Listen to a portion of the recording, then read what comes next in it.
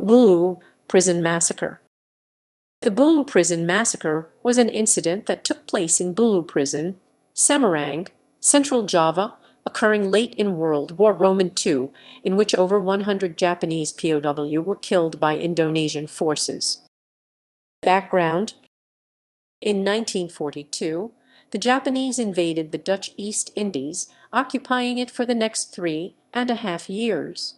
In September 1944, with the war going badly, the Japanese promised independence, but following the bombings of Hiroshima and Nagasaki, the Japanese surrendered.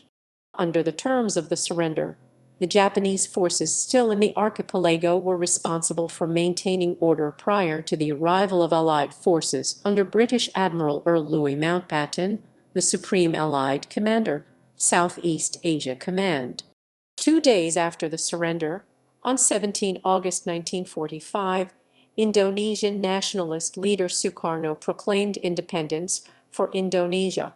The Allies learned of this 3 weeks later from the commander of the Japanese forces, and because there were still at least 70,000 Allied prisoners of war in Indonesia, rapid recovery of Allied prisoners of war and internees was sent on a mission by the Allies to try to contact the responsible Japanese authorities, alleviate conditions in the prison camps, and arrange the evacuation. Rapui strongly objected to such actions and demanded that the Japanese continue to protect the Allied POW camps. However, many officers, including Major General Nakamura Junji, ignored Rapui's request and turned over their weapons. However, not all Japanese officers, such as Major Kido Shinakairu, agreed to surrender their weapons. Instead, on 15 October, he ordered his men to take control of the city of Semarang. Massacre. In response to Kido's military actions, Indonesian nationalists locked around 80 Japanese army workers in a small cell in Bulu jail without food or water. A day later, those still alive were shot dead, along with another 130 Japanese detained at the same prison, whose bodies were mutilated. Some dying prisoners wrote final messages on the cell walls in their own blood.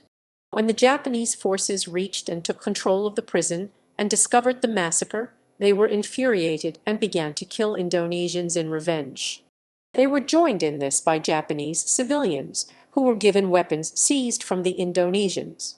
Altogether, the Japanese killed over 2,000 Indonesians as revenge for the Bulu prison massacre, while a further 500 Indonesians also died.